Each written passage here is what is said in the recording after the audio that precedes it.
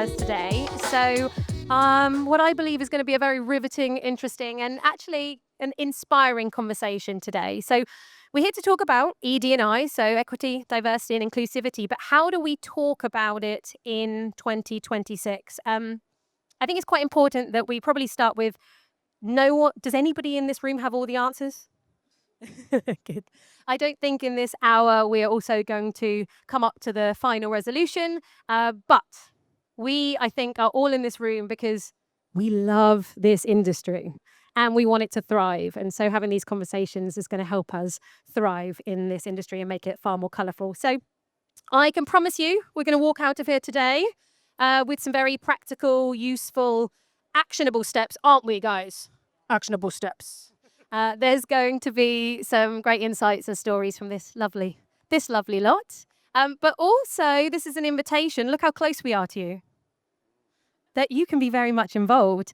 This is a discussion for everybody. As I said, we don't all have the answers. So there will be, hopefully, depending on how fast we talk, some time at the end for questions. But if there is something pertinent in the moment, jump up and down, scream, shout, do a boogie, and we will answer that at the time.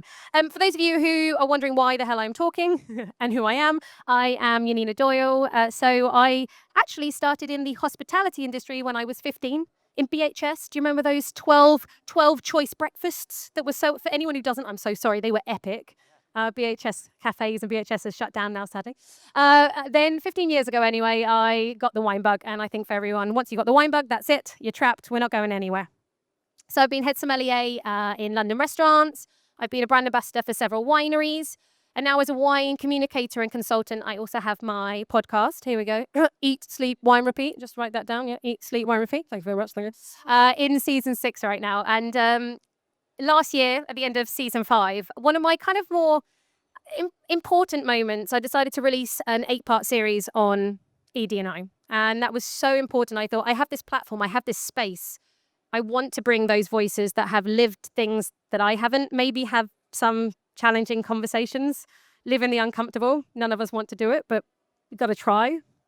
But actually, one of the biggest takeaways for me was, actually, we need space for asking really clumsy questions and not feeling fear of judgment. Because actually, the more questions we ask, the better conversations we have. And a quick little anecdote, because, well, I've got the mic. Actually, the Drinks Trust, who are one of the partners, actually, of Hallgarten's ED&I committee, they gave me a bursary. Well, I won it going back 2014, 2015, maybe, to do my WSET diploma. And at the time, I did not have the money. I was not going to do my diploma. And if it wasn't for that, maybe I wouldn't have done it. And also my biggest fan in the audience, Mel, did the diploma at the same time. And I was her first friend because she came from Australia. Okay, this is the different discussion. So I sometimes wonder, would I be here right now? I don't know. Would I be in the wine industry maybe if there wasn't partnerships, collaborations that are doing such amazing things, opening doors for people that maybe need help walking through them. So I'm definitely an advocate for helping where we can, having these conversations, and then hopefully we're going to have a more meaningful, colourful and creative industry. So enough of me chatting. I have a really easy job. I'm not going to introduce anybody. I'm just going to literally pass over the mic and you're going to introduce yourselves. So after that, I'll start asking questions. And again, you guys get involved as and when. Thank you so much. Hello, my name is Michelle Moreno. I am founder of a company called QAB Leadership.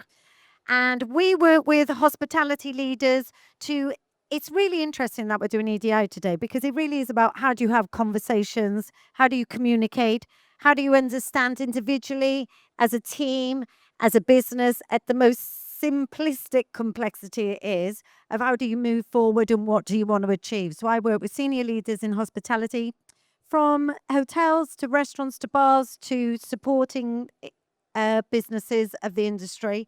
And what's also a key part of what we believe in, or especially what I believe in, is the way you lead impacts the way people live. And I have this as we start our, whether that's coaching or workshops or strategy or facilitation the way we lead impacts the way people live. And I think for today's conversation, that really holds some truth. So thank you very much for having me. So, hello.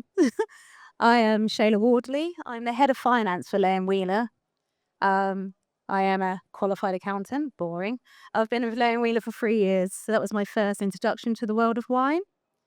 So I kind of specialise in commercial finance and forecasting, but I try to be as human as possible, which is quite rare in the finance world. I am way more comfortable behind the screen, as you can probably tell already in my voice. So I apologise for any stage fright. I am generally passionate about creating environments where individuals feel heard, respected, and included.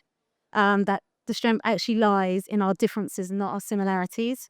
I was a founder and member in my previous company of their ED&I committee, they called it, and I championed various initiatives designed to foster inclusion.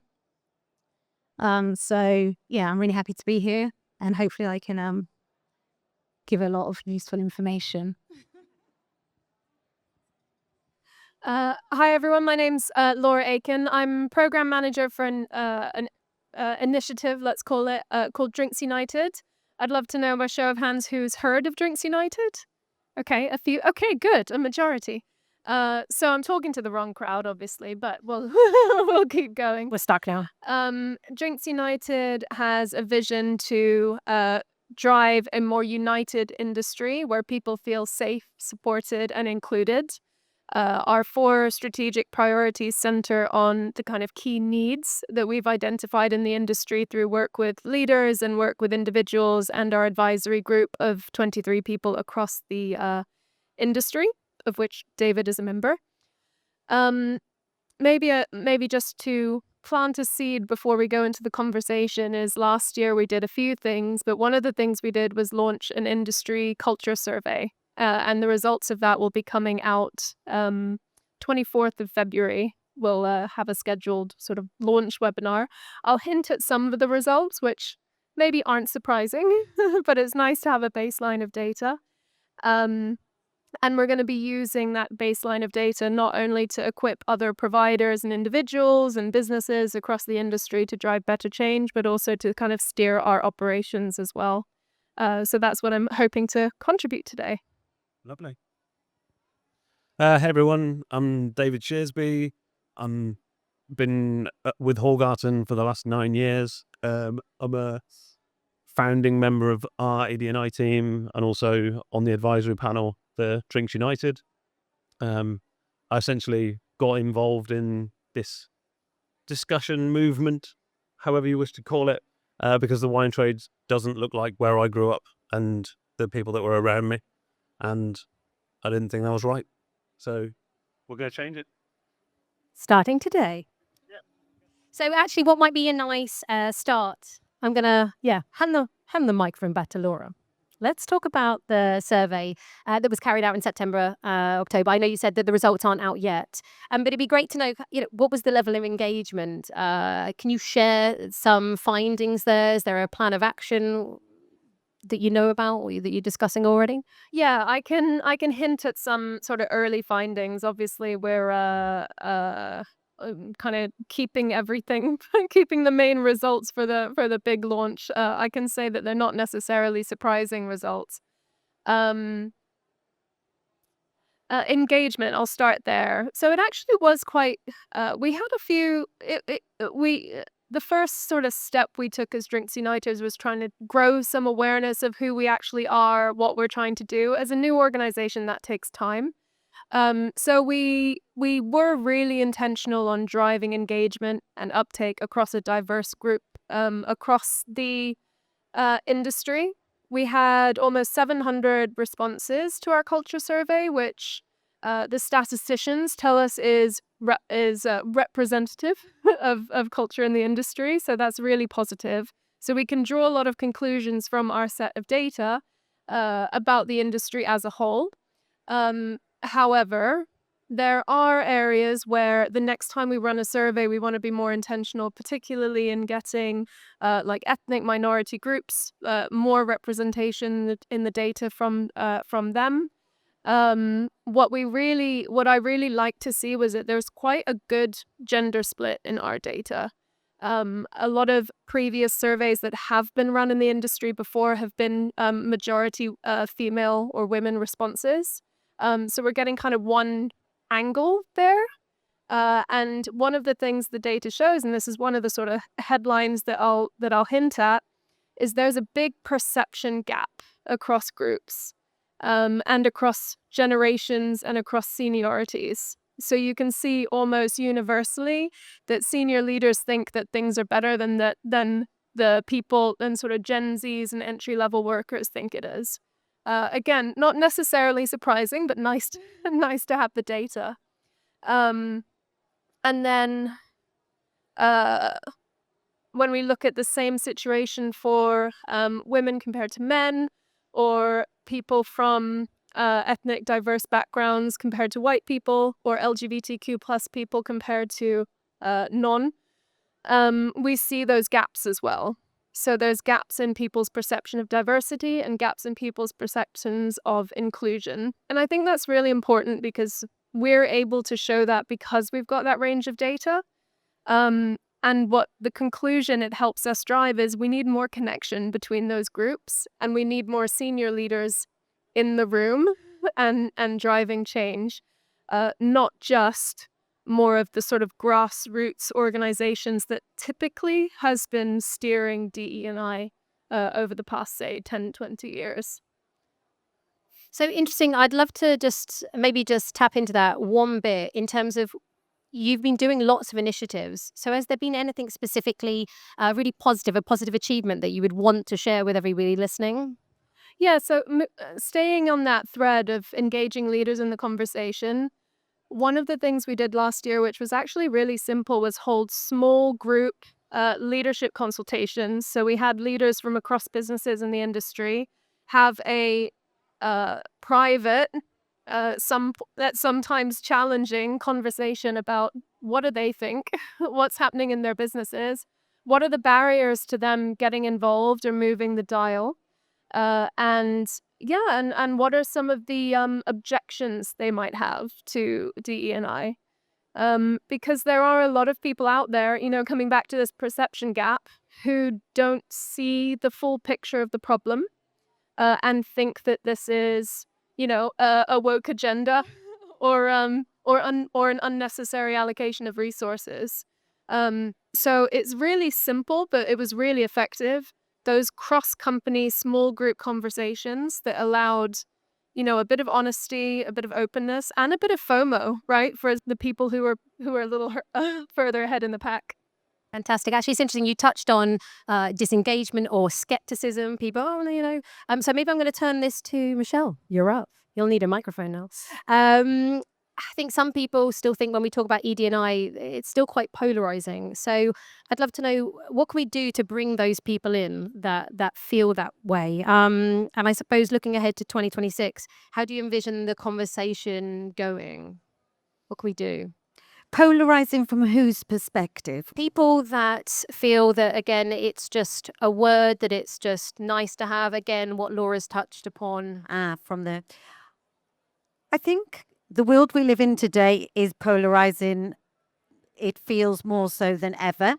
So it has to start with an awareness of where are we at, an empathy that it's interesting that you were asking the questions of what are the obstacles and what are the challenges? And because it's of a time where people have more pressure on them to make money, where they don't have the skill sets, they'll go to what their strengths are and veer away from conversations they don't have the answer to. The challenge we have is that senior leaders aren't normally the communities that need to be in the room to have the conversations in the first place. So how do we minimize the polarization is, I think, these smaller steps of smaller conversations. There's a wonder what you said about at the beginning about positive things we can do. I think what's been explained here is a bit of reverse mentoring and understanding of whether that's generational or smaller communities, having conversations with the senior leaders to understand it's not how do we help you listen, because that would be, of course, the first step is listen. It's what do I do when I do listen, and then how am I going to follow through with it, and how do I understand what's important to you. You said about how do we minimize the polarization as well. I think we're led by company values, for example, and company values lead leaders in how they should behave or how they make decisions. But for us to make people feel part of things, we have to understand what their values are, because individuals' values is going to be very different to what a company needs to hold itself accountable for. And I can't align with what you need it to be. So understanding what makes me, what is important to me, and it does need to get that micro. And I think, and in them moments of seeing people human to human, we can start building blocks on minimizing the fear, minimizing the skills people do not have, to hopefully, it's not black and white, it's grey and a rainbow. And it's helping people understand you won't get it wrong, you just need to start. Absolutely. I think actually you said understanding every one of us in this room is different. We have a different story. We have something to offer. I'm going to get Dave involved now. So a key theme of our discussion is inclusive storytelling. So then how do we get to that more diverse and younger consumer telling the stories of our wine and our producers and making sure that they are involved and they're included?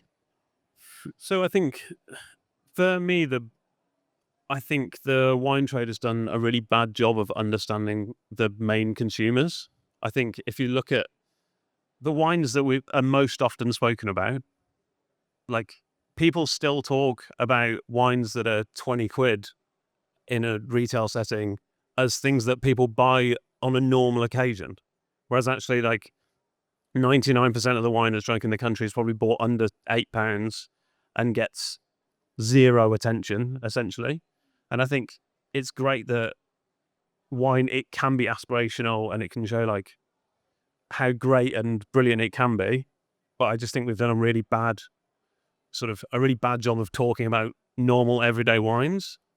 I also think that where we speak about wine has lagged quite a long way behind. So in terms of online, if you look at, for example, TikTok, it took probably 3 or 4 years of TikTok being really big before there were any people on it speaking about wine, because they were still on Facebook and Instagram, which were like fine 15 years ago.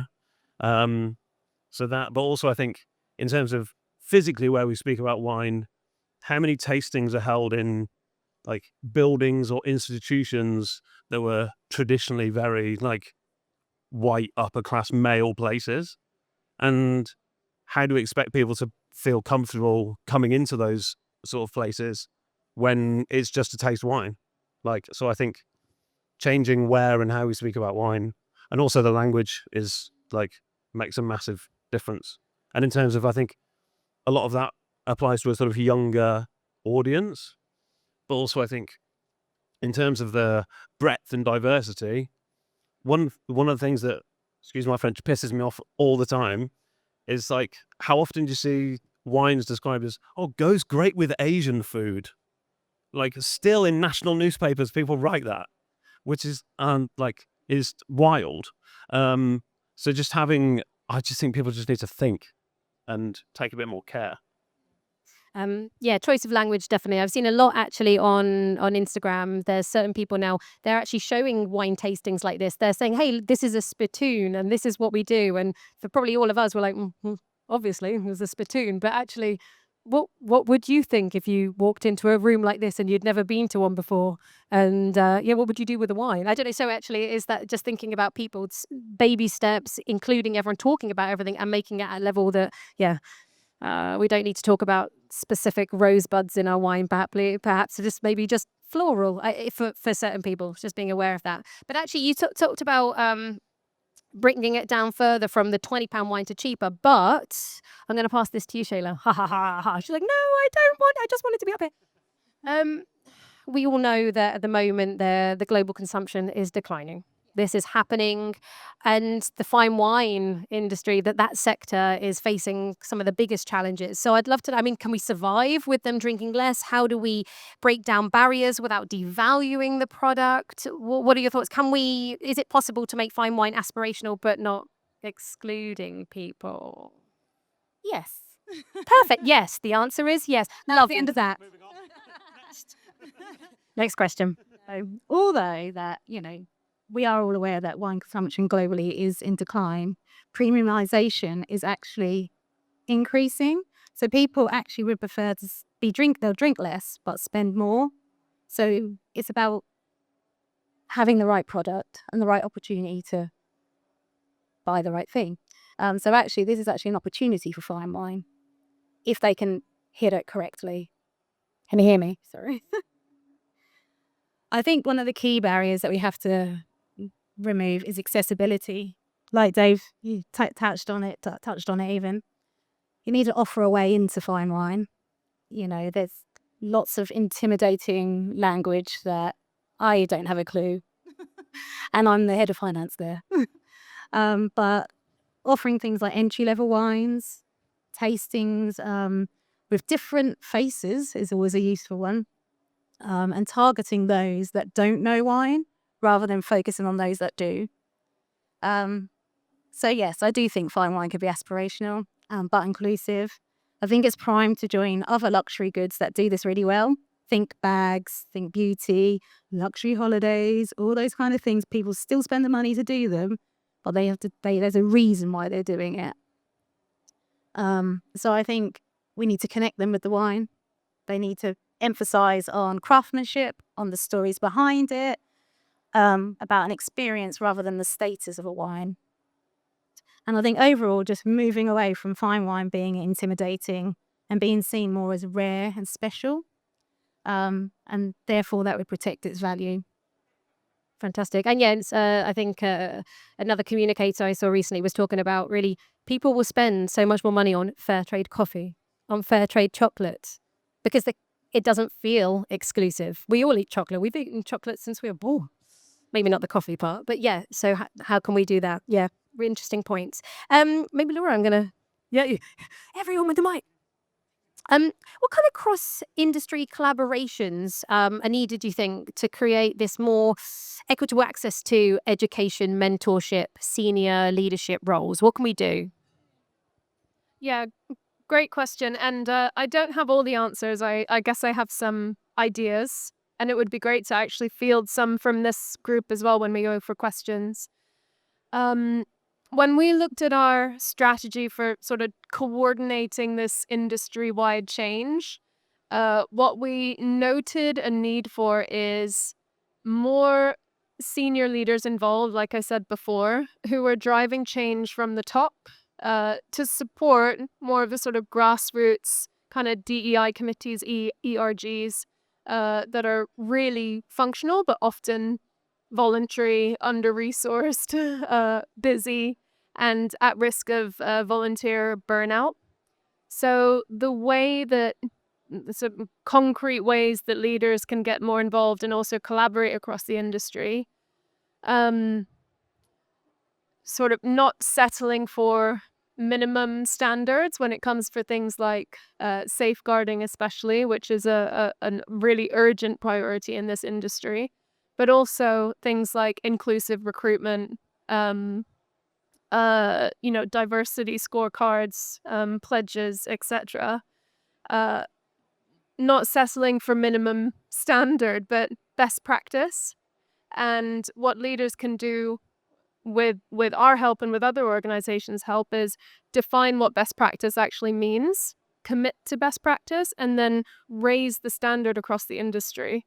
Because this is an industry where there's, I think, 1.3 times the amount of turnover, the national average of staff turnover, an industry that's starved for young talent and struggling with retaining talent. Those employees are going to be looking at companies with good reputations and inclusive cultures and choosing those. So if some leaders are collaborating on that change, they're raising the bar across the industry, because leaders will realize that they're going to be left behind and they're not going to be able to get access to talent if they don't catch up. So leadership action is a big one, and that's where we like to focus a lot of our attention, because we also don't want to be competing with the really wonderful, valuable providers that are already kind of existing in the industry. You know, people who are specialist safeguarding trainers or who run mentoring programs. We have a lot of those people on our advisory committee. And then the other thing that can fall out of that leadership collaboration is this is an industry that's full of SMEs or small businesses or individuals and freelancers. There's a lot of infrastructure that's really difficult for those people or those size of businesses to put in place. Like some businesses won't even have HR resources. So reporting safety incidents becomes a bit difficult, because how do you report a safety concern in a company of 5 when maybe one of the people in the company is who you want to report? So what can fall out of that is, cross-company reporting platforms that enable, better transparency and reporting pathways, which is one of the projects we're investigating this year. One resource that we do have right now, we have a support line that we sort of expanded in collaboration with the Drinks Trust, and an online AI-powered support bot that just helps with that kind of first line of advice if you've experienced something. It's great for clarifying what can I report versus what can I not report. And, what are typical pathways? What are my legal rights? Because that stuff can be really difficult to understand for an individual or a person in a small business. So, collaborating enables us to set up something like that. And then it's accessible by everyone. Interesting. You've touched on the fact that effectively, if you're not happy, if you don't feel like you're being treated fairly, you leave. Staff recruitment, it's difficult retaining the staff. So Michelle, I'm going to send this question over to you. Many discussions about ED&I, they focus on recruitment metrics. So let's forget about hiring for a second and actually talk about how can the wine industry create a genuine culture of belonging to raise up this sense of being and satisfaction in the workplace? At the moment, when you have it becomes like an additional thing to achieve. That's why the recruitment, people want to understand from a leadership, and I'm with you on the leadership element again, is that there needs to be a measurable on it. And so why the recruitment has some authority is that they go, okay, then now I know what I need to be measured on. So that's why people get stuck on it, though that is limited and it's far more complex on that. In terms of being able to help people belong, there's got to be able to be a two-way conversation in different ways, whether that's employee engagement, whether that's smaller group work, whether that's, top-down coming into it. Belonging feels like it's an add-on, and it's how do you make culture that just naturally is. And again, this isn't simple, but we have to find a way that it does get an understanding from the leaders that this will benefit your business too. That this isn't just tick it off and then we've covered something that certain people will like. This will help. If we can have more curiosity from all sides, if we can have more openness of conversation and ideas, if we can have more diverse thinking, all of that makes better business, makes everybody more empowered, makes everybody more capable, makes everyone more competent. And once we start the understanding of it works, there'll be more momentum behind it moving forward.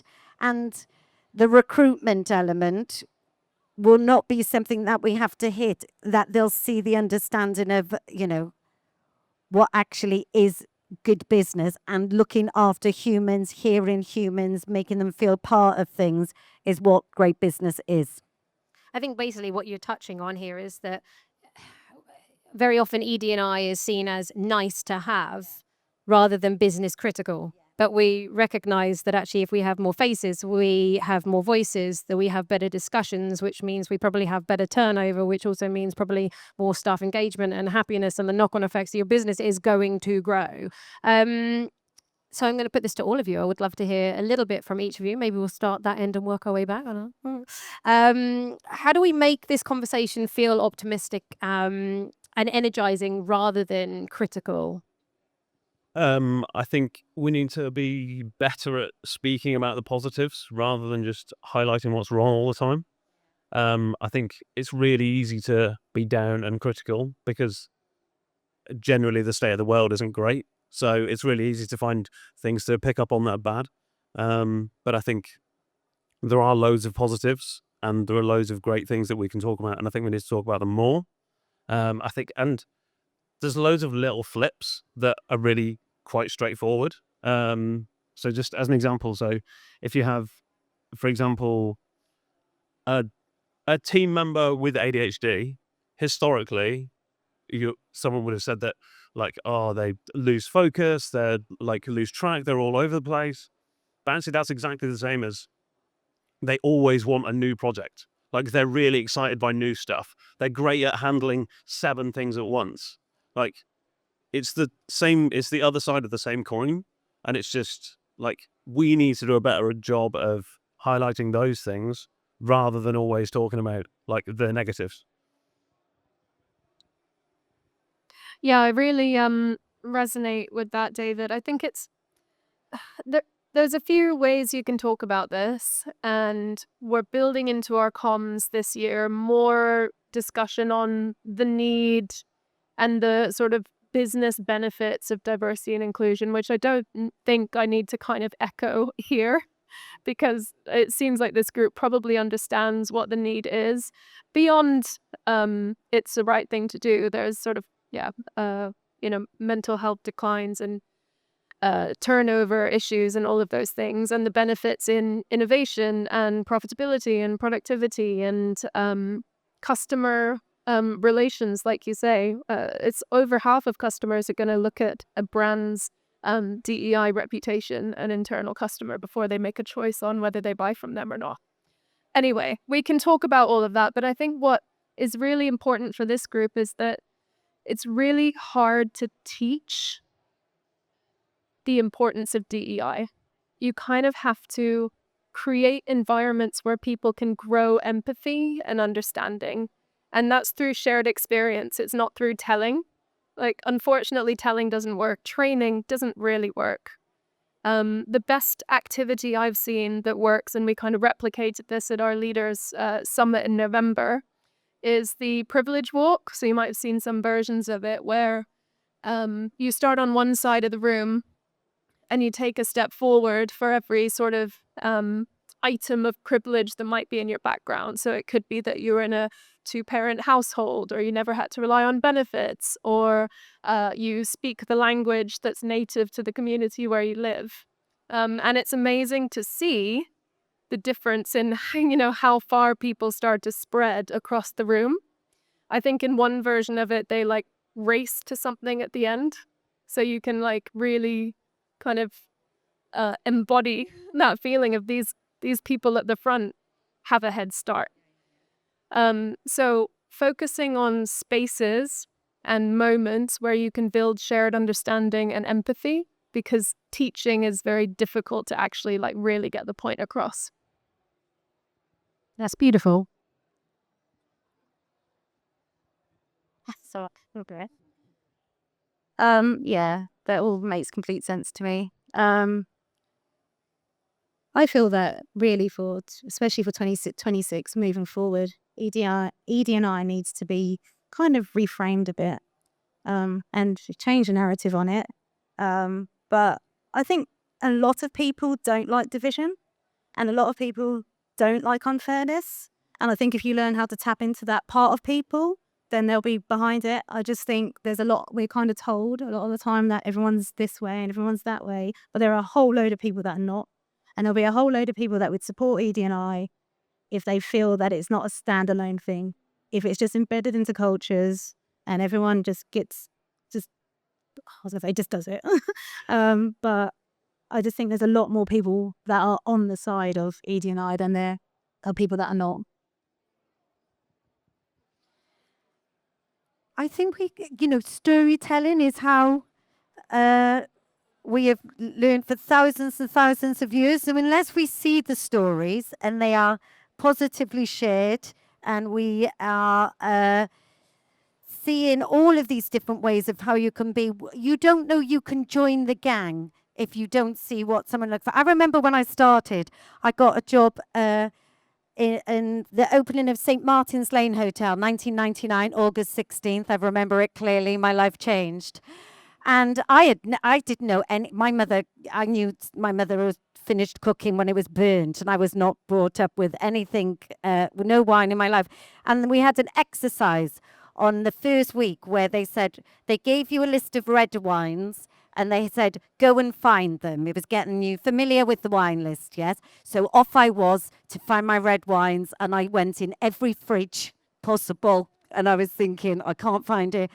And then somebody kindly said to me, without making me feel foolish or unknown, showed me where they were and how it worked. I didn't know it was made of a grape at that time. I was 21 years old. I'd moved to London from Cardiff.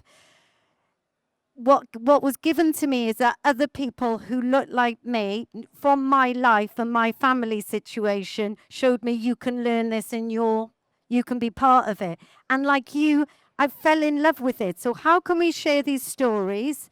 How can we have these conversations more? How can we put positive stories at the forefront for people to understand that just because you understand it doesn't mean everybody else does. And we don't see our diversities always. That what makes us all different and what makes us part of this community that quite often is in the minority. We are the majority, we're just the minority in power. How can we bring all of them to life so that even the things that are not obvious, you see somebody who is similar to you that you can think, I can be part of that too. And what a wonderful thing to be part of. And I guess all of this is coming back to, again, having those positive discussions, making people feel safe. I mean, remember, I think a lot of people don't want to speak up because they're fearful, or they don't want to get involved in any of these conversations because they're fearful they won't then have a space, they won't have a job, they'll lose out. It's always fear. So I think creating these spaces that actually just feel safe and positive, and we can talk about it, can only result in positive change. But I wonder, I won't make you go along unless you want to. Maybe does anybody have some impactful learning or pieces of advice that they have personally come across, or some significant feedback from employees that they would care to share? Dave has the mic. Fight for it. I'll do one. Don't assume people know, because that's where people get lost. Especially in language and in the education, the assumptions are where the fear comes in of that. I don't want to, I haven't got the confidence because I don't have the competence to ask the question. Oh, nice. I think it's that culture is really easily set by leaders in an organization, and really the onus is on them to start from there. And that doesn't mean that culture can't be sort of a groundswell the other way. I think to start it from the bottom just takes a lot more courage, because you essentially have to put your head above the parapet, which not everyone's comfortable to do. But I think that hopefully the more people who can, then the easier it'll be for everyone else around them. No. Yeah, maybe just to add, what was I going to say? There are sort of specific measures that businesses can take for different, say, groups, particularly when it comes for people with disabilities. However, the majority of things that create an environment that is inclusive, that helps people feel like a sense of belonging, are good for everyone. And again, changing the language and sort of operationalizing and institutionalizing these, check-ins or questions or what do you need to work most effectively? That's where the magic happens, and it doesn't have to be, sort of group by group, we need this, we need this, we need this, because I think that's where the polarization and division can happen. But if you're moving what's good for one group in general is good for the masses, and those actions are universal if you can drive inclusive actions, and they're also beneficial for performance, as we know. So I guess before we go to any questions, one more question for all of you. What is one practical, actionable step, we promised it, that businesses can implement in the next 12 months rather than a 5-year plan? What do we want everyone to take away? Okay. I think leaders need to educate themselves and be very aware of the information that they're taking in and where they're getting it from, and it's up to them to sort of qualify everything and quantify everything. I also think that I've just forgotten what I was going to say. It happens. Um, You might come back. Jump up and down and start screaming when it does.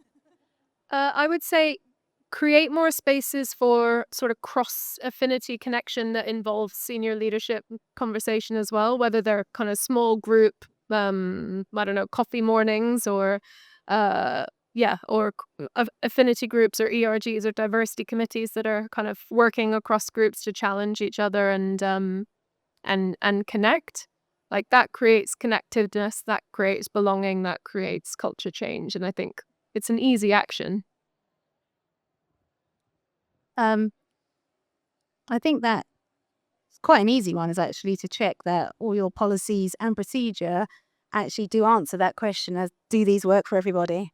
It's a very easy step to make sure that you are including everybody. It supports what's been said already. A little activity that is fun is our senior leaders to go and find the person who's least like them in whatever pot of gorgeousness we have in our differences, and then go and find some common ground with that person. And then we start, the breadth of the gap starts reducing. Perfect. Well, I mean, the only thing I would add personally, as somebody, for anyone who does know me, I'm a little bit passionate. If anyone's heard me talking about wine, I love it a lot. Isn't like passion is infectious. Like you could, I don't know about you, I don't care about cars, but if someone started telling me about this really shiny alloy, and that's the only language I've got, but for cars, nailed it. and the nuts and bolts, I would be like, tell me about your well, not your shiny nuts and bolts. I would be fascinated. So for me as well, I think that there are so many things that you can put in place, but as an individual, we can't change the world, but we can share what we want to put out into the world and what we say. And so you're not going to know what someone's going through. You might not know their backstory. You might not know if they're suffering from some mental health. You don't know if they've been offended by another employee, but you can brighten up their day and get them so excited. And more importantly, in the wine industry, this is an awesome industry. There's so much to talk about. And surely, one by one, we can infect everyone. And then we shouldn't even have a problem because they're all just going to be knocking at the door going, I don't care. Can I join? Can I join? I don't know. Rather optimistic. Does anybody have any questions? Does anybody on the panel want to share any other thoughts? Don't be shy. Yes. Shall I come over? So that we can hear? Okay. Well done to the panel. I thought there was some really interesting things. I'm probably the least wine person that works in the wine industry.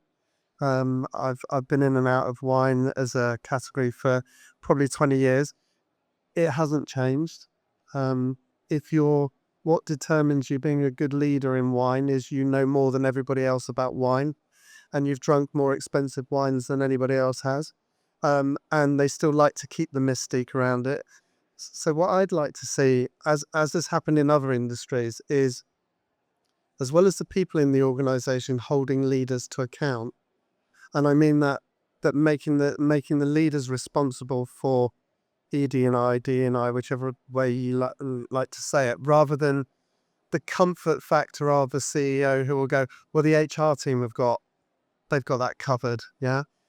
Every individual here should ask some really awkward questions of leaders and ask them what they're doing about it, because I still don't see enough of the senior leaders taking responsibility for it, really taking responsibility for it. Every meeting I go to, we talk about profit, loss, what's coming up, what activities have we got on. Then if we have time at the end, we talk about people. It's often the thing that drops off the agenda. I probably shouldn't tell you where I work for at the moment, but Shayla's looking at me, so that gives you a clue. But I really do think it's really important, because I see too many of the same faces being recycled in the wine industry that are paying lip service to this and really not changing it.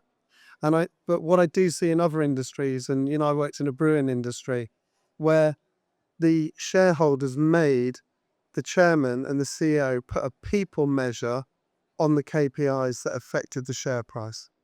Then they start to take it seriously. Then they start to sit up, and when they know that they're being measured, not their HR team's being measured, that's really important.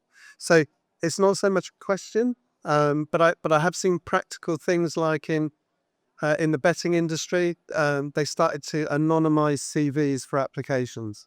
So you didn't know, we took ages off CVs years ago, right?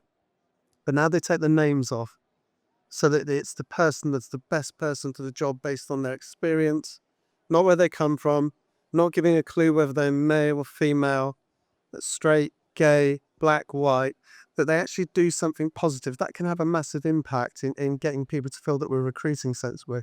So I just urge everybody, really, ask the senior leaders. Don't let them off the hook. Ask them what they are doing about it.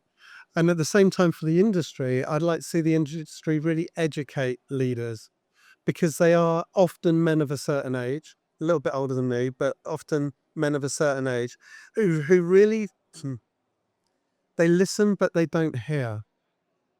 They really don't understand that it's a problem. It's something I'll get somebody to fix, rather than say, what really matters to me is that every single person in my organization turns up every day and can bring their best and most honest self to work.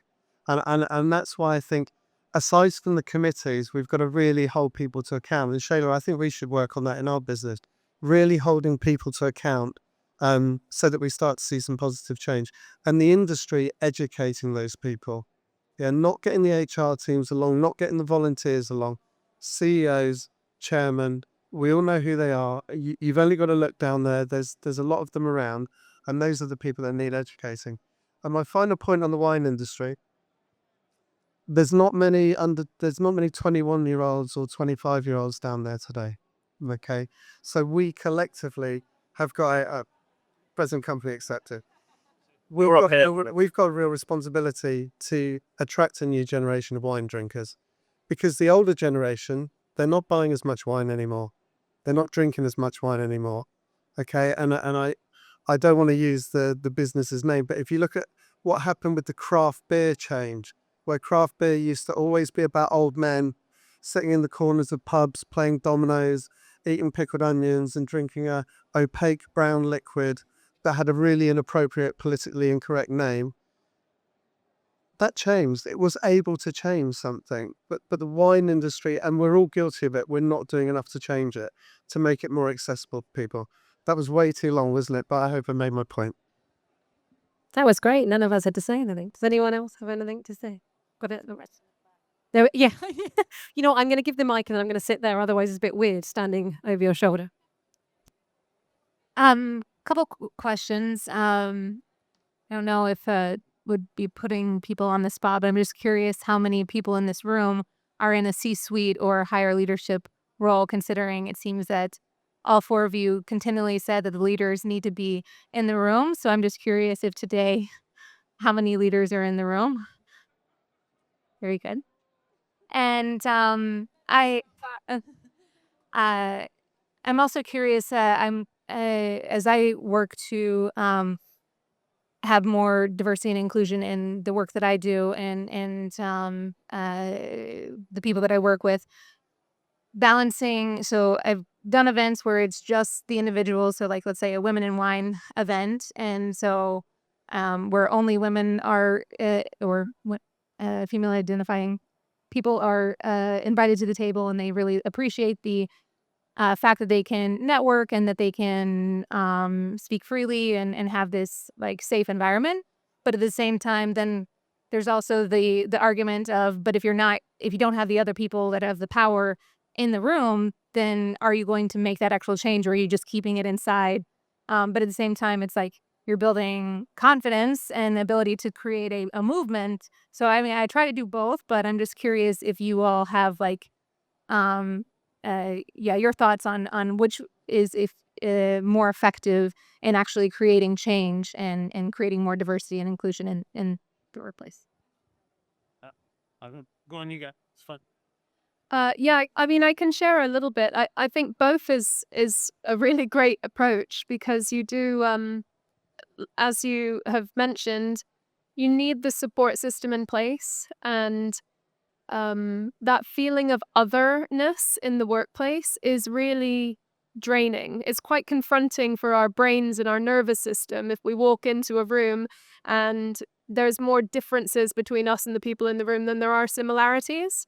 So, manufacturing those spaces for affinity groups to be around people that they can, connect with more ease is really important, because that's what gets you that sense of support so that you can go and make a change.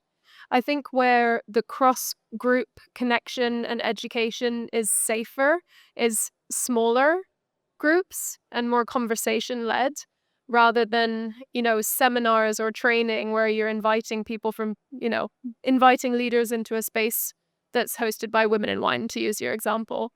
That's where things can maybe even become either low impact or preachy. Not that it's intended as preachy, but people could perceive it as preachy. So I think a best practice there is small group conversations where challenges can kind of be unearthed and connections can be forged in a way that is more productive. I think, for me, groups and spaces like that are brilliant for building inclusion and building confidence. But the key is then to go and spread that out into the outer world. So use those smaller groups to like share stories and everything else. But then everyone outside of the room needs to know about those stories and challenges and whatever it is as well. And if sharing it in that room initially gives you the confidence to know that other people are in the same position and you're not just on your own, then hopefully it'll give you the confidence to go and share it outside of that, and get everyone else involved as well. But sorry, I can add again just to that. It's sort of like an evolution of an employee resource group. So there's material online about this. Like affinity group tends to be the first stage of the evolution of an employee resource group, and then it becomes a resource group where there's more sort of the strengths of that group are leveraged, or the unity of that group is leveraged to kind of get different benefits or get action happening in a business. Business resource group comes next, which is where the business is actively kind of seeking the input of that group to steer changes, drive more inclusive recruitment, drive culture changes. And then what comes after that in terms of what I work with is that sort of integrated resource group, or diversity committees, they can be called, where there are people of different affinities kind of working together to find those universal solutions that can be integrated in how the business works. Many. So I do a lot of stuff in social media when it comes to wine, and I've done stuff with Hallgarten for a long time. They were actually one of the first companies that gave me a little bit more of a platform and to express myself wine-wise. I also realized a lot of the companies don't do too much when it comes to social media.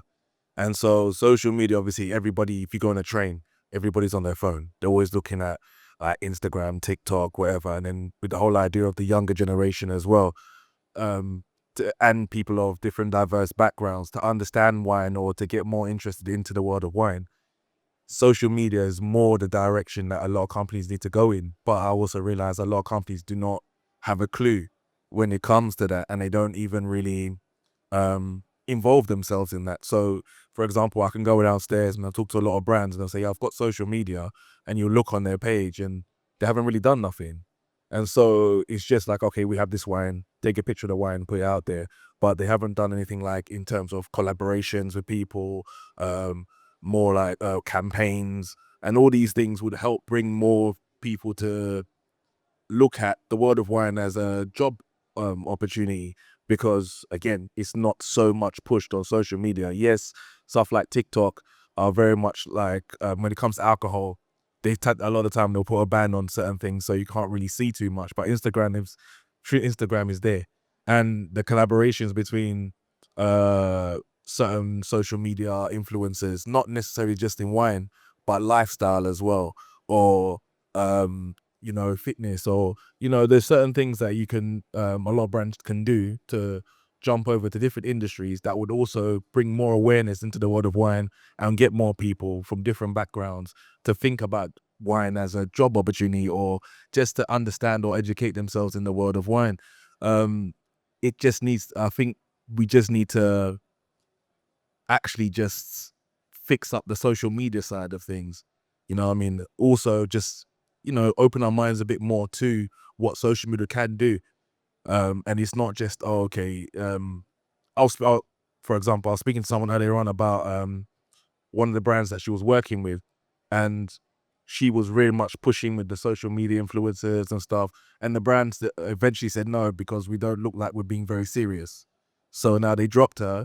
So then that way they can go into the old style of doing things, where it's just like, okay, we want to be seen by the people who are already have a good idea of what wine they want, instead of the younger generation who is more looking at, okay, I don't really know too much, I want to know more. And she was pushing for that direction. The company stopped it. So now, looking out for what it is, nobody's going to really want to look at that brand and say, yeah, I want to be involved with them, because the people they're targeting more have an idea of already what they're drinking. So I think, again, social media, I think, is a very big place that a lot of companies need to push for and try and collaborate more with the younger generation and different diverse backgrounds, and get more of an idea of what's actually out there and what's going on. I agree. I concur. As someone on social media. Okay, I don't have my watch, but I think we are past 3:00. Has anybody got something desperate? The nugget, the golden nugget to leave us with? No? Everybody happy? Okay. Okay, thank you so much for listening. And thank you, guys.